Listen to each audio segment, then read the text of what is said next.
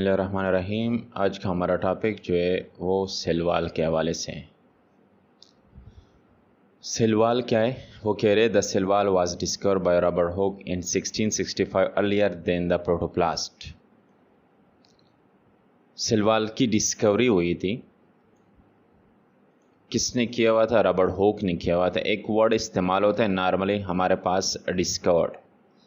ये ज़्यादातर इस्तेमाल होता है ओवरऑल बायो में, जबकि नॉर्मली फ़िज़िक्स में जगह जगह पे एक दूसरा वर्ड आपने वहाँ पे सुना भी होगा और वहाँ पे पढ़ा भी होगा। उसको हम क्या कहते हैं? इन्वेंट। डिस्कवर और इन्वेंट एक ही मतलब में इस्तेमाल होते हैं। जिस तरह हम कहते हैं दरियाफ़त किया था, लेकिन डिस्कवर उस चीज़ के लिए इस्तेमाल करते जो वर्ल्ड में, दुनिया में पहले से मौजूद हो, लेकिन अभी तक हमें पता नहीं चला हो या हमारी नज़रों के सामने नहीं आया हो। जबकि इन्वेंट उसके लिए इस्तेमाल होता है जो इसी दुनिया में मौजूद ना हो, जब इंसान उसको बना ले। फॉर एग्ज़ाम्पल आपके पास क्या है? जहाज़ है। जहाज़ पहले दुनिया में मौजूद नहीं था।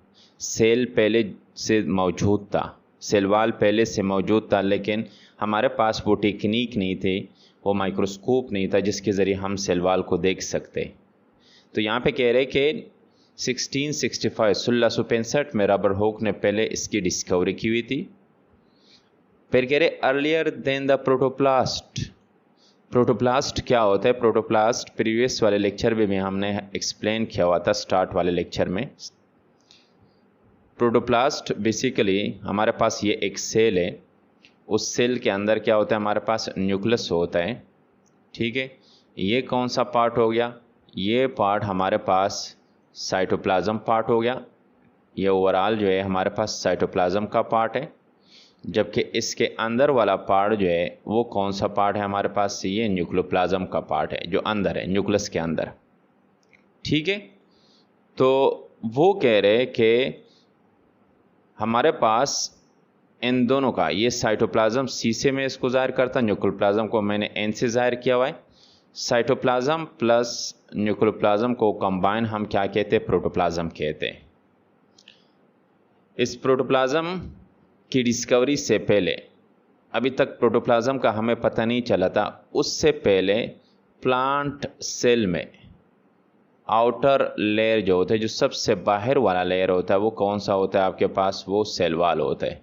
जबकि इसके अंदर वाला हिस्सा जो होता है वो क्या होता है? मेम्ब्रेन होता है। मैं उसको एम से ज़ाहिर करता हूँ, ठीक है। तो वो कह रहे कि प्रोटोप्लाज्म की डिस्कवरी से पहले रॉबर्ट हुक ने 1665 में सबसे पहले किस चीज़ की डिस्कवरी की हुई थी? सेल वॉल की डिस्कवरी की हुई थी। ये मेरे पास क्या है? कौन सा सेल है? ये प्लांट का सेल है। लेकिन इसके मुकाबले में जो एनिमल सेल है, वो ऑलरेडी आपको पता होगा कि एनिमल सेल में जो बाहर वाला तह होता है, लेयर होता है, वो कौन सा होता है? वो हमारे पास मेम्ब्रेन होता है। क्या होता है? मेम्ब्रेन होता है।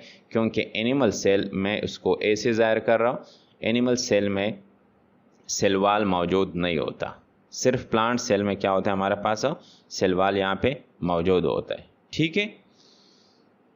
तो वो कह रहे it is the outer most boundary of the plant cell. उसने क्लियर कर दिया कि ये सबसे पहले बाउंड्री जो होगी, ये पहले बाउंड्री जो है सबसे बाहर वाले, आउटर मोस्ट, सबसे बाहर वाले बाउंड्री जो होगी प्लांट सेल में मौजूद होता है। It is secreted by the protoplasm. और ये बेसिकली बनता किससे? सिक्रीशन किससे होती है? किसकी वजह से होती है? ये प्रोटोप्लाज्म से बनता है। It's thickness varies in different cells of the plant. और इसकी जो थिकनेस है, मोटाई है, ये क्या करती है? मुख्तलिफ होती है। In different cells of the plant, plant के अंदर मुख्तलिफ जगह पे इसकी जो थिकनेस होती है वो क्या होती है? मुख्तलिफ किस्म की होती है। फॉर एग्ज़ाम्पल हम एक प्लांट यहाँ पे ड्रा करने की कोशिश करते हैं कि आपके पास ये प्लांट है और ये उसकी क्या है? रूट है, ठीक है। ये एरिया उसका क्या है? हमारे पास ये लीफ है और ये उसके फॉर एग्ज़ाम्पल क्या है? ये स्टेम है, ठीक है। अब हमारे पास यहाँ पे जो ये जो रूट बने हुए हैं, जिस सेल से बने हुए हैं, यहाँ पे जो उसका वाल होगा, उस सेल का जो सेल वाल होगा। और इसी तरह हमारे पास जो ये लीफ में जो सेल मौजूद है, इसका जो सेल वाल होगा, या स्टेम में जो सेल मौजूद है उसका जो सेल वाल होगा, वो कह रहे हैं कि वो क्या होता है? थिकनेस में मोटाई में क्या करता है, मुख्तलिफ होता है। ठीक है। Each cell whether isolated or occurring in tissue has its own cell wall. हर एक सेल, आया वो सेल अलग हो, सेपरेट हो, आइसोलेटेड का मतलब क्या है, अलग, आया वो अलग या फिर किस फॉर्म में हो, टिश्यू को फॉर्म में हो। टिश्यू ऑलरेडी आपको पता है कि सेल जब ज़्यादा आपस में मिल जाते हैं एक दूसरे के साथ तो क्या बना लेते हैं, ये टिश्यू है आपके पास। ठीक है। वो सेल या आइसोलेटेड फॉर्म में हो या टिश्यू की फॉर्म में हो, वो कह रहे कि has its own cell wall. Tissue के अंदर हर एक सेल का अपना सेल वॉल होता है। ठीक है। ये 6 सेल जिस तरह आपको नज़र आ रहे हैं, हर एक का अपना अपना सेल वॉल होगा। इसी तरह ये सेल जो अलग है इसका भी अपना सेल वॉल होगा। Cell wall of neighbouring cell are held together by intercellular substance called middle lamella. Cell wall जो होता है, जो नेबरिंग सेल होते हैं, ये जिस तरह इस सेल का ये नेबरिंग सेल है और इस सेल का ये वाला नेबरिंग सेल है, इसका ये नेबरिंग सेल है। नेबरिंग का मतलब क्या होता है, जो हमसाया होता है, जो उसके साथ होता है। ठीक है। Are held together by internal substances. ये फॉर एग्जांपल मेरे पास ये एक सेल है और एक दूसरा सेल क्या है, ये वाला है। फॉर एग्जांपल ये 2 सेल मेरे पास मौजूद है। अब वो कह रहे हैं कि इन दोनों सेल को किस चीज़ ने, उसके अंदर जो है, ये जो आपको खाली जगह नज़र आ रही है, इस खाली जगह के ऊपर अगर हम क्या करें, थोड़ा सा ये ग्रीन टाइप का ये लगा ले। ठीक है। इस ग्रीन ग्लू टाइप का जो है, ठीक है, इसने एक दूसरे को क्या किया हुआ है, बांधा हुआ है। इसलिए कहते हैं यहाँ पे कि सेल वॉल जो है वो क्या होता है, of neighbouring cell are held together, एक दूसरे के साथ इकट्ठे होते हैं। ये सेल वॉल क्या होते हैं, एक दूसरे के साथ, इस सेल का सेल वॉल और इस सेल का सेल वॉल एक दूसरे के साथ क्या होते हैं, इकट्ठे होते हैं। बाय इंटरसेलुलर वर्ड इस्तेमाल हुआ, इंटरसेलुलर, 2 सेल के दरमियान। इंट्रासेलुलर नहीं है, सेल के अंदर नहीं है, इंटरसेलुलर, सेलों के दरमियान ये वर्ड इस्तेमाल होता है। 2 टर्मिनोलॉजी नॉर्मल इस्तेमाल होते हैं। एक होता है इंट्रासेलुलर जो सेल के अंदर होता है, और एक होता है इंटरसेलुलर जो सेल के दरमियान। वो सब्सटेंस क्या होती है जो आपको यहाँ पे ग्रीन फॉर्म में आपको नज़र आ रहा है, वो बेसिकली आपके पास कौन सा फॉर्म है, मिडल लिमिला सब्सटेंस है। ये ग्रीन आपके पास क्या है, ये मिडल लिमिला हो गया। ठीक है। Cell wall varies greatly in morphology and chemical composition, but its characteristics have a close relation with the age and function of the cell on the basis of development and structure. अगर हम cell wall की बात करें तो वो कह रहे हैं कि वो चेंज होते हैं, वेरीज ग्रेटली, बहुत ज़्यादा चेंज होते हैं। किस चीज़ में चेंज होते हैं, फर्स्ट बात किस चीज़ की हो रही है, मार्फोलॉजी। उसकी मार्फोलॉजी क्या होती है, एक्सटर्नल स्ट्रक्चर, उसका जो फॉर्म होता है, जो शेप होता है, मॉर्फोलॉजी उसको कहते हैं। External structure, form and shape, वो क्या होती है, वो वेरीज करती है, मुख्तलिफ होती है। इसी तरह सेल वॉल का केमिकल कंपोजिशन, सेल वॉल जिस चीज़ से बना हुआ है उसकी कंपोजिशन, कंपोजिशन का मतलब क्या है, बनावट। जिस केमिकल से सेल वॉल बना हुआ है वो भी क्या करती है, वो भी वेरीज करती है। बट इट्स कैरेक्टरिस्टिक, लेकिन उसकी कौन सी खासूसियात है, अ क्लोज रिलेशन, बहुत ज़्यादा रिलेशन उनका क्या होते हैं, सेम होते हैं, एक जैसे तकरीबन होते हैं। किस चीज़ के साथ, with the age and function of the cell on the basis of development and structure. अगर हम उन सेल के डेवलपमेंट की बात करें कि सेल कितना डेवलप हुआ है, या उस सेल की स्ट्रक्चर की बात करें, तो वो कह रहे हैं कि उनके जो क्लोज रिलेशन किसके हिसाब से होते हैं, विद द एज, टाइम के साथ साथ, and function of the cell, या सेल के फंक्शन के हवाले से। मतलब क्या है, सादा से अल्फाज में अगर हम यहाँ पे बात करें कि फॉर एग्ज़ाम्पल मसल सेल है, या क्लोरोफिल सेल है, मेसोफिल सेल, इस तरह आपके पास मसल सेल है। अब इनका जो फंक्शन है, ये मसल सेल, आपके मसल में जितनी भी सेल होंगे उनका फंक्शन क्या होगा, सेम होगा। तो उसी बेस पे, उनके सेम काम के बेस पे उसमें क्या होगा, क्लोज रिलेशन होगा। उनकी कैरेक्टरिस्टिक जो होगी, प्रॉपर्टी, वो क्या होगी, ये सेल तकरीबन क्या होंगे, सेम होंगे। लेकिन ये वाले सेल जो आपके मसल सेल में पाए जाते, इसके मुकाबले में अगर हम किस चीज़ को देखें, एयर के सेल को देखें, तो वो क्या होगा, वो मुख्तलिफ होगा। वो मॉर्फोलॉजी में मुख्तलिफ होगा और केमिकल कंपोजिशन में भी क्या होगा, मुख्तलिफ होगा। ठीक है। साथ साथ एज के हवाले से भी बात हो रही है कि जब डेवलपमेंट या उसका स्ट्रक्चर बनता है वो किसके हिसाब से, उसकी एज के हिसाब से सेम वन टाइम पे सेल बनता है और उसका फंक्शन भी क्या होता है, सेम होता है। जो नीचे फिगर आपके पास है सेल वाल का, ये क्लियर कट आपको, फॉर एग्जांपल ये सेल है आपके पास, ये सेल का क्या नज़र आ रहा है आपको, सेल मेम्ब्रेन या प्लाज्मा मेम्ब्रेन दूसरे लफ्ज़ में उसको कहते हैं। और इसी तरह हमारे पास ये मिडिल लिमिला जो आपको यहाँ पे दरमियान में नज़र आ रहा है, ये देखो आपको दरमियान वाला हिस्सा नज़र आ रहा है, ये मिडिल लिमिला। ठीक है, मिडिल लिमिला के बाद कौन सा पार्ट स्टार्ट हो रहा है, फर्स्ट वाला पार्ट जो स्टार्ट हो रहा है वो प्राइमरी वाल होता है, जबकि उसके बाद अंदर वाला हिस्सा जो हो रहा है वो कौन सा स्टार्ट हो रहा है, वो हमारे पास सेकेंडरी वाल स्टार्ट हो रहा है। तो अगर यहाँ पे हम बनाने की कोशिश करें कि हमारे पास किस तरह होता है, फॉर एग्ज़ाम्पल हमारे पास क्या है, ये एक सेल हो गया, इसी तरह हमारे पास ये क्या हो गया, दूसरा सेल हो गया। ठीक है, इसके दरमियान कौन सा पार्ट आपके पास आ गया, ये मिडिल लिमिला आ गया, मिडिल लिमिला दरमियान में आ गया। उसके अलावा हमारे पास जो मिडिल लिमिला के बाद जो पार्ट स्टार्ट हो रहा है, किसके बाद हो, मिडिल लिमिला के बाद जो पार्ट स्टार्ट हो रहा है इधर, ये प्राइमरी वाल हो गया। ठीक है, इसी तरह इस तरफ भी हमारे पास ये क्या है, ये प्राइमरी वाल है। जबकि उसके बाद हमारे पास क्या स्टार्ट हो रहा है, प्राइमरी वाल के बाद अंदर की तरफ क्या स्टार्ट हो रहा है, सेकेंडरी वाल है। ये भी हमारे पास क्या है, सेकेंडरी वाल। ये गोल इस तरह जो सेल होता है सर्कल की फॉर्म में मौजूद होता है। ठीक है, तो ये स्ट्रक्चर आपको दिखाया हुआ है कि प्लाज्मा मेम्ब्रेन, मिडिल लिमिला के हवाले से सेकेंडरी वाल जो अंदर है और प्राइमरी वाल जो बाहर वाला। ये आपको अगर यहाँ ये वाला पार्ट नज़र आ रहा है, ये वाला, ठीक है, ये क्या है, प्राइमरी वाल है, जबकि इसके अंदर वाला जो ये लाइन है ये कौन सा है आपके पास, ये सेकेंडरी वाल है।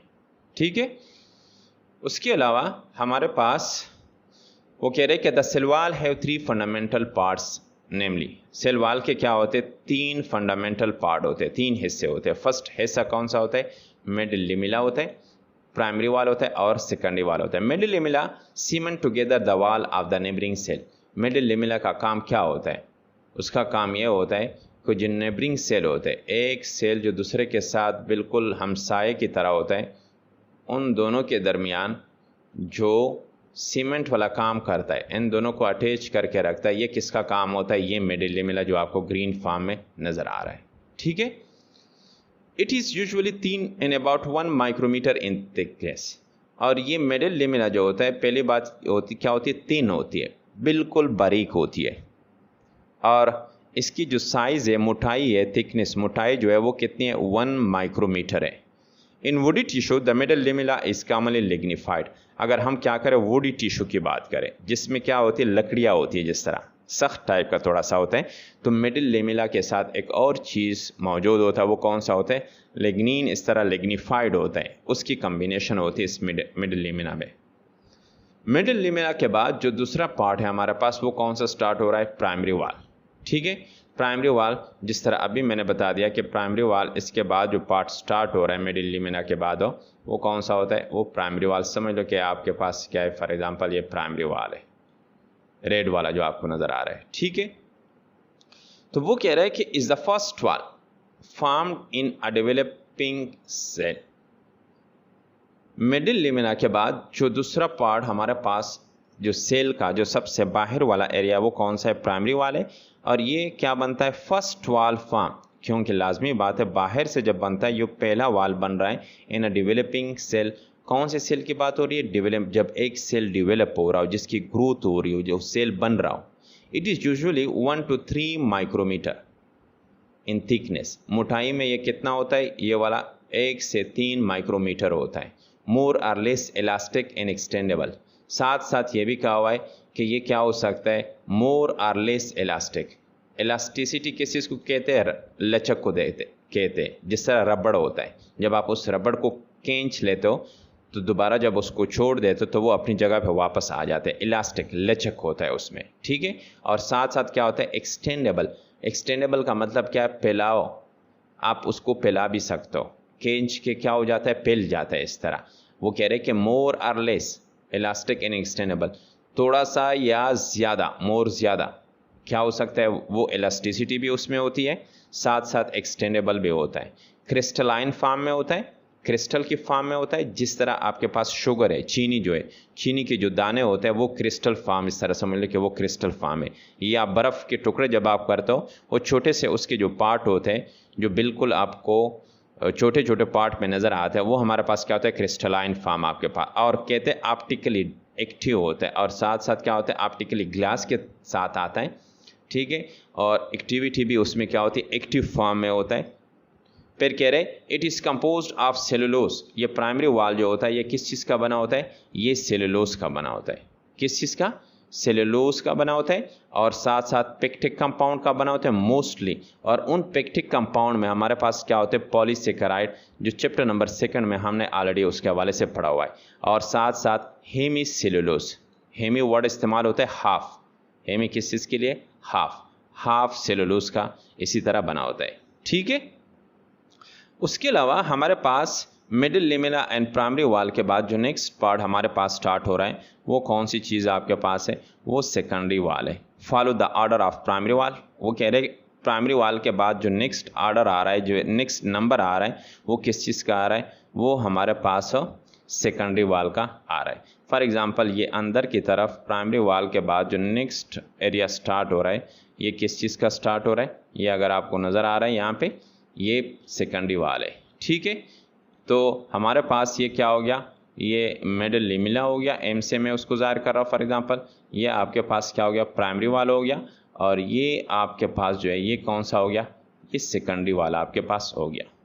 फिर कह रहे हमारे पास के इन डेवलपमेंट, जब डेवलप हो रहा हो, जब प्राइमरी वाल बन जाता है तो उसके बाद अंदर की तरफ कौन सा बनना स्टार्ट हो जाता है डेवलपमेंट में, वो सेकेंडरी वाल बनना स्टार्ट हो जाए। It is lay down in side the primary वाल। इसलिए कहते हैं कि ये प्राइमरी वाल के इन साइड होता है, अंदर होता है।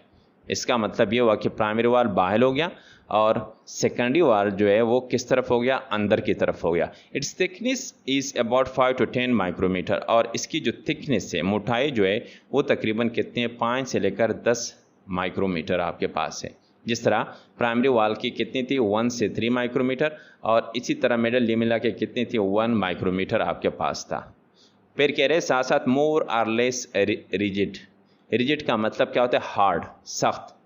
या तो ये जो सेकेंडरी वाल है ये क्या होता है, थोड़ा सा या ज़्यादा क्या हो सकता है, सख्त हो सकता है। क्रिस्टलाइन फॉर्म में होता है एंड स्ट्रांगली ऑप्टिकली एक्टिव। और क्या होता है, स्ट्रांगली ऑप्टिकली क्या होता है, एक्टिव फॉर्म में हमारे पास मौजूद होगा। It is mainly compose of, अगर इसकी हम कंपोजिशन देखें कि ये किस चीज़ का बना होता है, तो ये हमारे पास लिग्निन का बना होता है, सेलुलोज का बना होता है। इन सब की कम्बिनेशन आपस में मिलके उससे क्या बनता है, ये सेकेंडरी वाल उससे बनता है। और साथ साथ नॉन सेलुलोजिक पॉलीसेकेराइड का बना होता है, हेमी सेलुलोज का बना होता है, एंड मिनरल में हमारे पास क्या होता है, साल्ट। जिस तरह हमारा मिनरल साल्ट है, मिनरल कौन से होते हैं नॉर्मली, वो साल्ट जो आपको अर्थ से मिलते हैं, ज़मीन से मिलते हैं, ठीक है। मदनियात, मिनरल मदनियात को कहते हैं। इस तरह कैल्शियम आपके पास है साल्ट में से, मैग्नीशियम है, पोटाशियम है, और साथ साथ सम सिलिका। सिलिका कौन से होती है, वो मटेरियल या वो सब्सटेंस होता है जो नॉर्मली आपको रेत में मिलता है, मट्टी में मिलता है। वो क्या करता है, जो चमकीला टाइप का होता है, ठीक है। तो ये इसकी कंपोजिशन थी सेकेंडरी वाल की। जबकि उसके बाद आगे कहते a major role of the cell wall is to form a framework for the cell to prevent over expansion. वो कह रहे जो मेन हमारे पास किस चीज़ का है, रोल है। रोल का मतलब किरदार, सेल वॉल का किरदार मेन क्या है, is to form a framework for the cell to prevent over expansion. एक फ्रेमवर्क, एक नेटवर्क फॉर्म सेल को प्रोवाइड करता है। ये सेल है फॉर एग्जांपल, और इसके ऊपर क्या है आपके पास, सेल वॉल है। इसका मैं दूसरा एग्जांपल आपको नॉर्मली देता हूँ कि समझ लो कि आपके पास ये क्या है, बैलून है, गुब्बारा है, जो अंदर सेल को समझ लो कि गुब्बारा है। गुब्बारे के ऊपर आप क्या कर ले तो टेप चढ़ा दे। तो अब गुब्बारा जितना आपने टेप चढ़ाया, गुब्बारे को आप जितना भी पोंक मारेंगे, वो टेप उसके ऊपर होने की वजह से वो गुब्बारा फर्दर नहीं फूलेगा और बड़ा नहीं होगा। इसलिए कहते रोल क्या है, cell was to form a framework ये टेप जो आपने चढ़ाया ये एक फ्रेमवर्क उसके ऊपर आ गया for the cell to prevent over expansion. ये सेल ओवर एक्सपेंड नहीं होता और ज़्यादा नहीं फैल सकता। क्यों कह रहे? क्योंकि अगर ज़्यादा फैल गया इस तरह, इन केस किसी भी सिचुएशन में अगर सेल की फैलाव ज़्यादा हो गई तो नुकसान क्या होगा, सेल वहाँ पे फट भी सकता है। वो क्या हो सकता है, वो रप्चर भी हो सकता है। इसलिए रप्चर करने से कौन रुकता है, वो सेल वॉल रुकता है। Cellulose fibre, structural protein and other polysaccharide help to maintain the shape and form of the cell.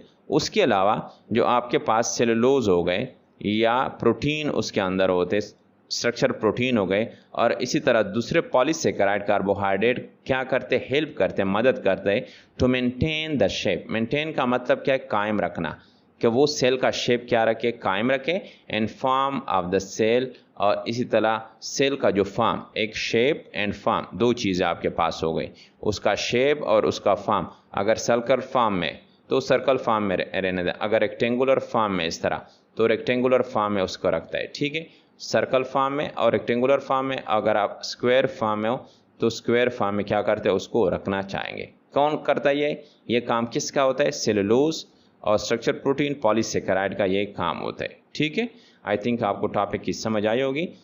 अगर कोई क्वेश्चन हो तो आप फिर कमेंट सेक्शन में कर सकते हैं।